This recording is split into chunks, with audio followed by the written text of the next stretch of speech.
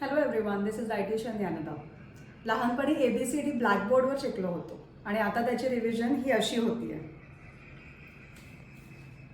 Yes, you guessed it right. हे सगळे supplements आहेत, विटॅमिन्स. हल्ली फूड काय खाऊपेक्षा विटॅमिन्स कोणते घेऊ असे प्रश्न विचारले जातात.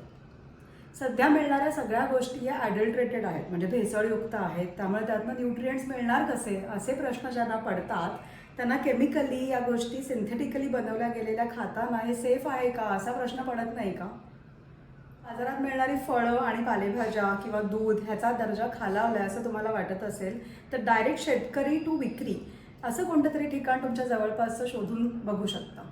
जवळपास कुठे गोठा आहे का हे फाइंड आउट करू शकता. काही भाज्या आणि फळं तुम्ही घरच्या गार्डनमध्ये सुद्धा लावू शकता.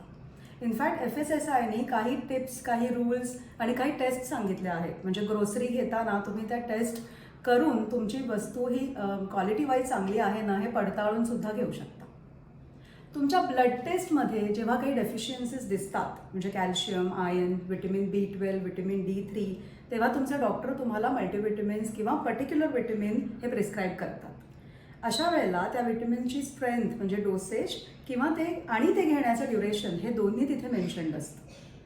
तेवढ्याच प्रमाणात आणि तेवढ्याच ड्युरेशन पुरतं ते विटॅमिन घेणं हे एक वेळ योग्य आहे. शिवाय प्रेग्नन्सीमध्ये किंवा even if you are planning for conception folic ॲसिडचा इंटेक ठेवणं हे अतिशय महत्त्वाचं आहे.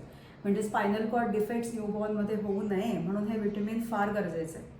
तसंच मेनोपॉजमध्ये किंवा वाढीच्या वयात कॅल्शियम, D3 आणि राईट अमाऊंटमध्ये B12 या गरजासुद्धा भागवणं हे गरजेचं आहेच. आणि अशा वेळेला तुमचं खाणं जर वेल बॅलन्स्ड नसेल तर त्याच्यासाठी विटॅमिन्स डॉक्टरांनी प्रिस्क्राईब केलेल्या क्वांटिटीमध्ये घेणं हे सुद्धा ॲडवायझेबल आहे.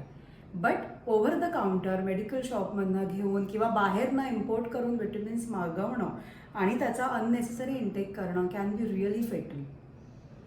सगळेच विटॅमिन्स तुमच्या बॉडीतनं पाण्यामार्फत बाहेर पडू शकत नाहीत.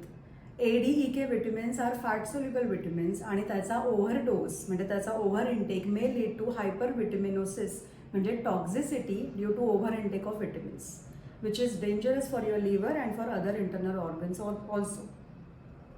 शिवाय हे जे सगळे सिंथेटिक विटॅमिन जे तुम्ही बघता हे बनवताना त्याच्यामध्ये काही प्रमाणामध्ये विटॅमिन असतं आणि उरलेला भाग भरण्यासाठी त्याच्यामध्ये राईस फ्लावर किंवा सेल्युलोज किंवा शुगर वापरली जाते. शिवाय कलर्स असतात, ॲडिटिव्ज असतात, फ्लेवर्स असतात. या सगळ्या गोष्टी एका पिलबरोबर तुमच्या पोटात जातात. जे अशा गोळ्या पॉप इन करत नाहीत पण पॅकेज्ड फूड खात आहेत त्यांना सुद्धा त्या पॅकेज्ड फूडवरती फॉर्टिफिकेशन या टर्मच्या अंडर हेच विटॅमिन्स त्या फूडमध्ये घातले. Europe, UK, Australia, even in India जेव्हा हे विटॅमिन्स मार्केटमध्ये येतात तेव्हा FSSAIच्या अंडर कोणत्याही एफिकसीच्या टेस्ट या रिक्वायर्ड नसतात. म्हणजे FSSAI कोणत्याही एफिकसीसाठीच्या टेस्ट या विटॅमिन्सच्या करत नसते.